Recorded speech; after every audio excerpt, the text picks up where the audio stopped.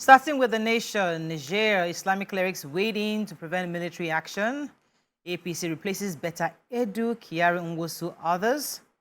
Forex scarcity pushes exchange rates to 782 naira to the dollar. 2 die in Eko Bridge accident. Federal government appeals order granting Emefiele bail. Government kill cleric in Gombe. Otudeko Otedola intensified battle for FBN Holdings control. And Justice Odili, I have nothing to do with tribunal judgment. Which story are we starting with in Nation? Okay, I have APC replaces Beta Edu, Kiari Nwosu, and others. And I was like, how? This is what they call clickbait. Oh, man.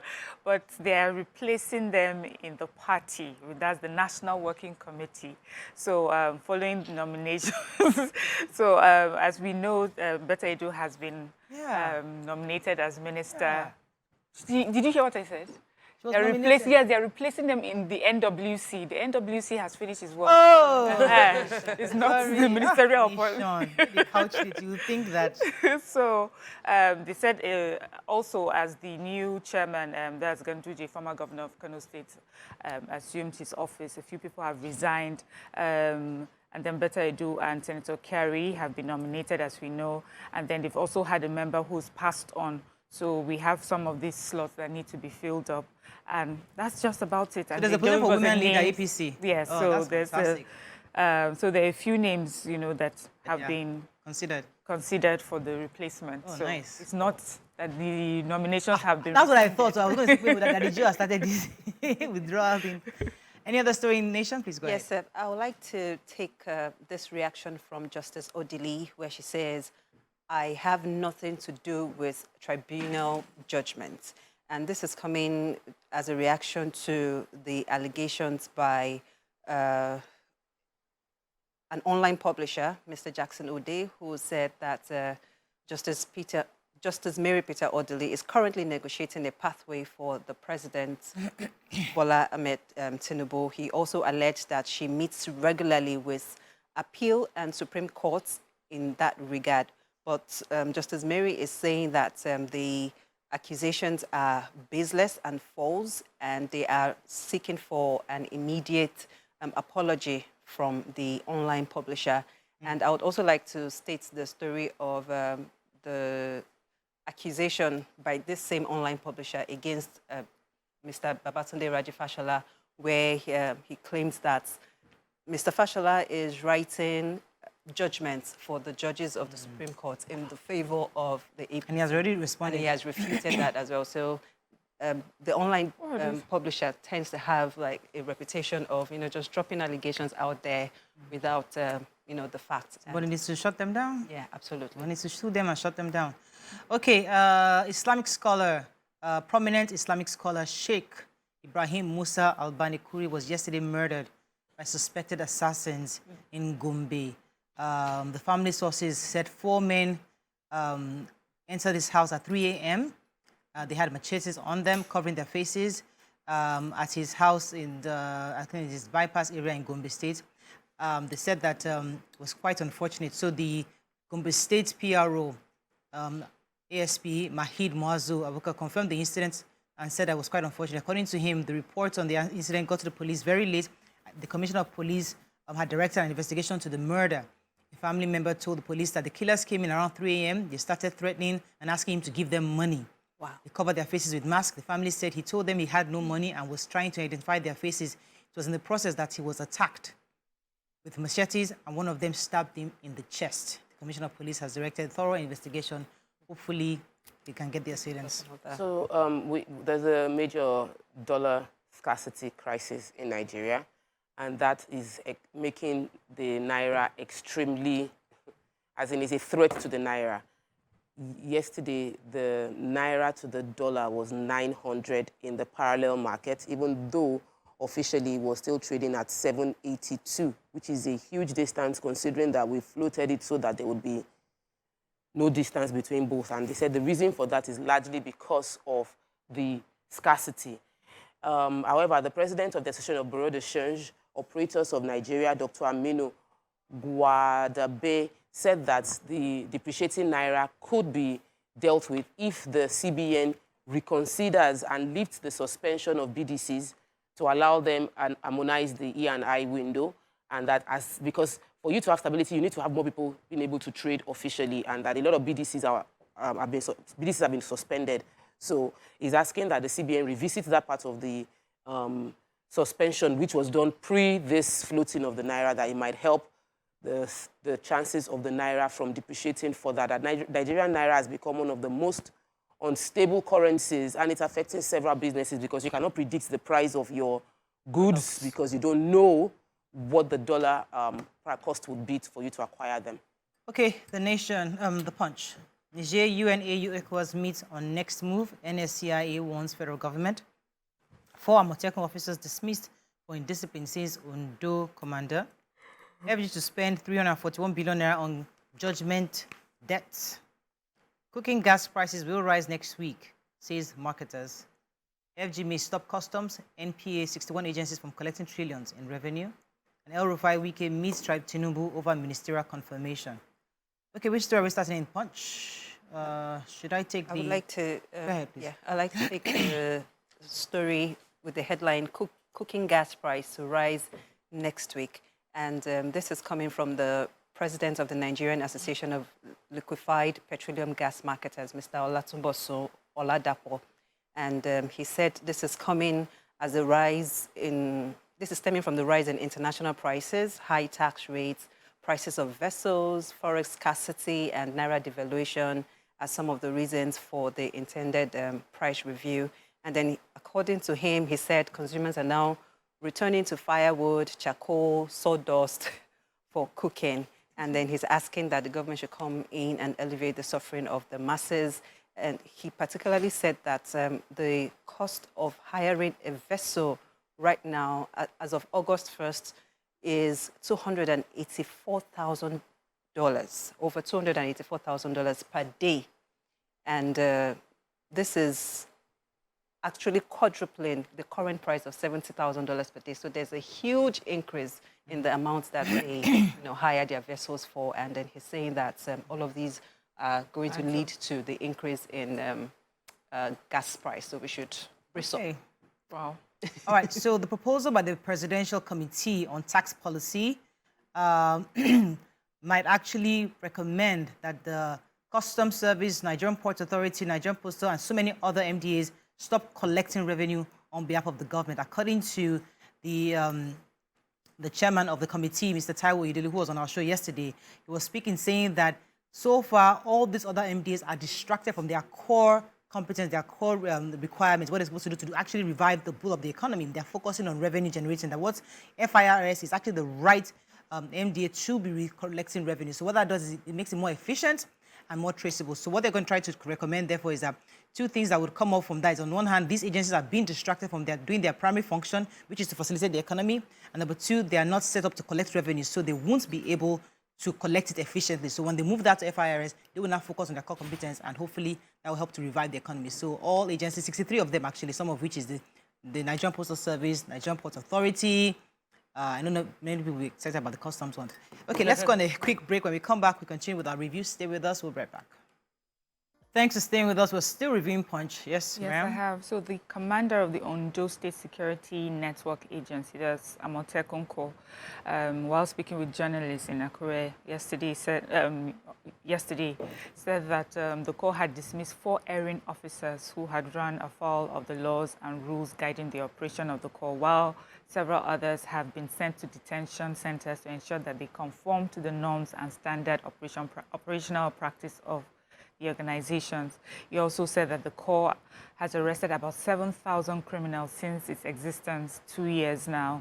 And he says of the 7,100, 1,500 of these criminals have been charged to court.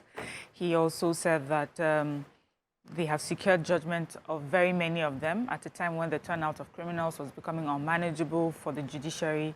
The administration of the governor, Akeredolu, graciously approved the building of 2 courts to assist the judiciary in the prompt dispensation of justice. He also said that the incessant farmer-header clash that they used to have a lot of, that has reduced by 95%.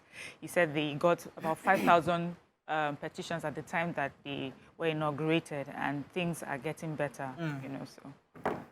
Please, I need to take this story. Nigeria is going to be, this government would have to spend 341 billion naira on judgment debts. So many judgments have come based on Nigeria's breach of contractual agreements. And those judgments were not handled well. The cases were not handled well. According to Oludaramola from Afe Babalola's chambers, he spoke to Punch. He said that many of the cases did not even have to go to court or even get that judgment. But we are now having to pay out this much money, some in dollars.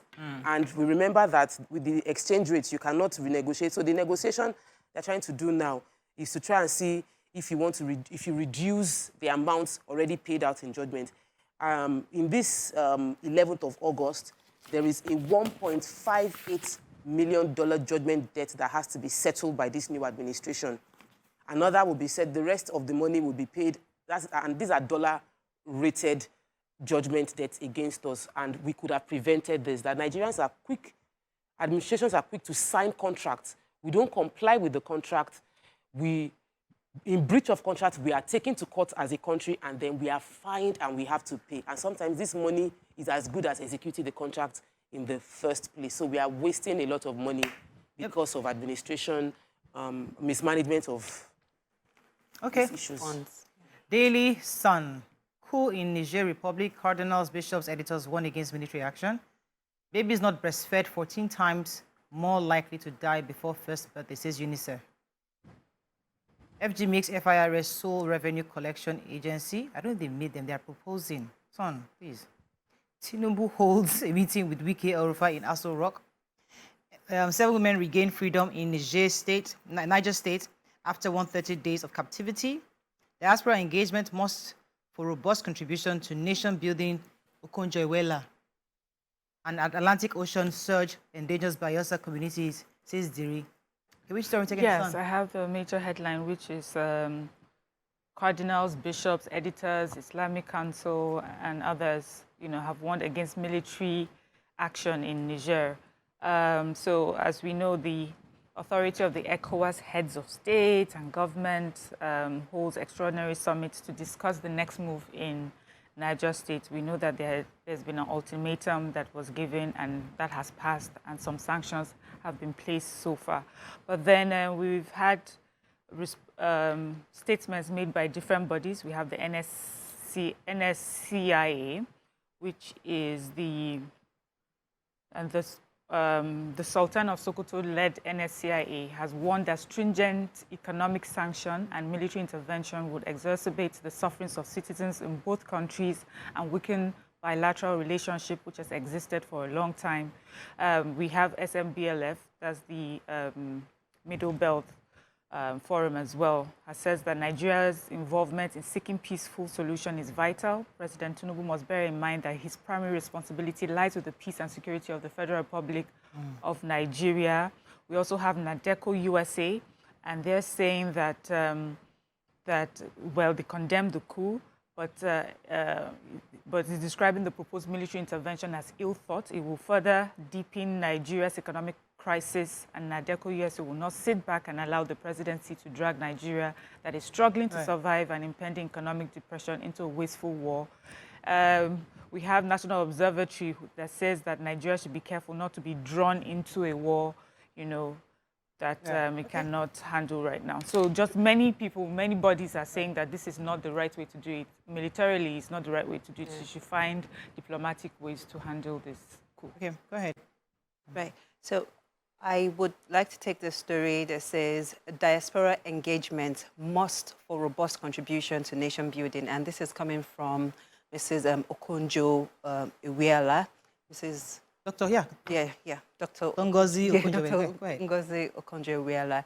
And she said this at the event where she was awarded as a diaspora icon by Nigerians in Diaspora Commission, NITCOM. And this is also coming after the WTO-DG visited Nigeria. And it's also important to highlight that she has responded to the story that made the round, saying that she got threats after she visited the president at the villa. Yeah, so she, through her PA, she has come out to say that that statement was false, and she only came to Nigeria as, as a Nigerian citizen, to see how she can contribute to. So what happened was that the chairman of the NIDCOM, Honorable Abike Dabiri Erewa, had given her the award to Dr. Ngozi Okonjo-Iweala.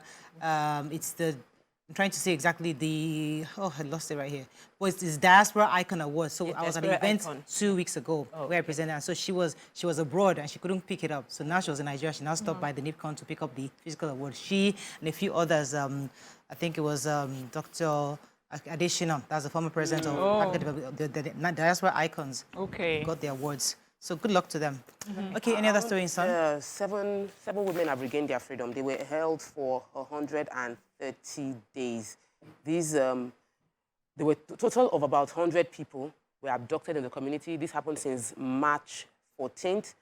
Let me read out the community in Niger State. The community is under Paikoro local government of Niger State, Adunu community, and they demanded money from the community.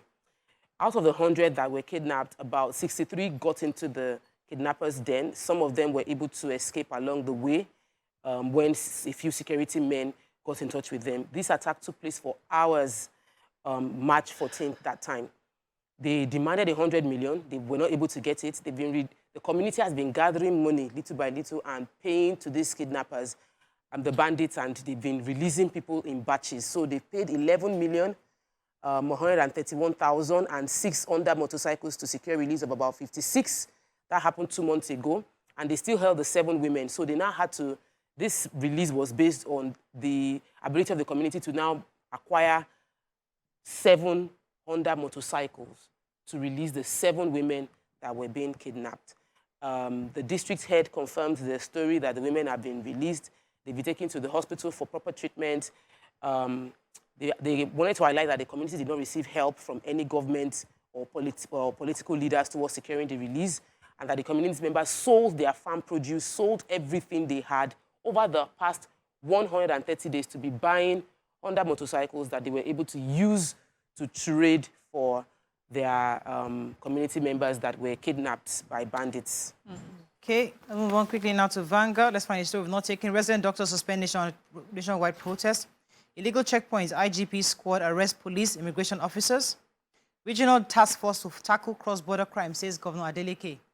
FIRS more suited to collect revenues for government, says Presidential Committee.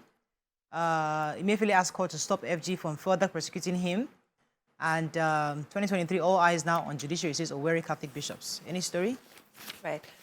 In Vanguard? Yes. Right. Illegal checkpoints, IGP squad arrest police, immigration officers. So there was pandemonium and confusion along the Badagry-Seme Expressway yesterday as police officers believed to be under the Inspector General and Special Squad arrested some policemen and operatives of the Nigerian Immigration Service.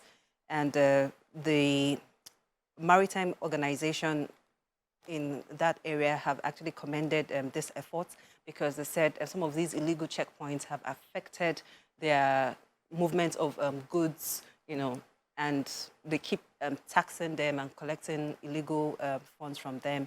And then they also said that the police should look into the maritime police who allegedly extorts them, and they are beginning to, instead of them ensuring safety along the borders, they're beginning to extort them like they are custom officials. So they should help them balance, all of this. So there's been a land squabble between 2 communities in Osun State, and the boundary, Osun State has a boundary commission, and the boundary commission has warned that both Obas, the Oluwo of Iwo, Oba Abdurrashid Akombi, and his Ile-Agbo counterpart, Oba Habibla Adetoyesi, are not to cause trouble over the land, that the status quo should be maintained. The accusation came because some people from Ile-Ogbo were of the opinion that people from Iwo were trespassing into the land, even though the court had already said everybody should maintain status quo. And really, I hope for peaceful, because these are brothers, and we shouldn't end up fighting each other over land. So let's be at peace while we wait for the justice system to do. We don't usually do this, but I went to the sports section and I read this story. It's heartbreaking, really. It's about the Women's World Cup and, you know, how we left. So it says here the Nigerian forward, Ifeoma Onamonu, has criticized the lack of support from the country's football federation after they were knocked out of the Women's World Cup by England on penalties. She says the players have to share beds at their training base back home due to insufficient resources. We also have she also said that I've seen what England have access to. In Nigeria, we don't have access to much. Back home, the pitches aren't great. The grass is rocky, bumps everywhere. The stadium we play on for qualifying, you'll be surprised. I was surprised. You don't even know where the ball is going to jump at you from. Where we sleep isn't great. Sometimes we share beds. It's not good enough in terms of recovery. We don't have much of anything. And we don't have access to a gym in camp in Nigeria. That's sad. Wow. Sad. Well, I think we've said this before. Expecting them to just win, you know? Yes. And we're cheering them when They said that what they are proud of is that they were able to play such a big team. But, you know, they could have done better if they were given. Final paper, I have to just read the headlines in News Direct. Nigerians fume as Akpabio announces holiday allowance for senators. Kind of hot topic today. The picture story again shows the Honorable Abike Dabiri-Erewa, Chairman NIDCOM, presenting the Diaspora Icon Award to Dr. Ngozi Okonjo-Iweala, DG World Trade Organization. We have how notorious Ogun cultists resisted arrest, bit police officers' finger. Doctors suspend protest to review strike action. An acting IGP unveils operations procedure for schools protection squad. I was quite interested in that, but unfortunately we couldn't read that story because lots of schools have been a target for all these insurgents. But I hope that he indeed will see his plans and then we'll to review them with him. That's all we can take on Front Page Review this morning. When we come back, move on to our hot topic of the day. It's our gist in day. Stay with us. We'll be right back.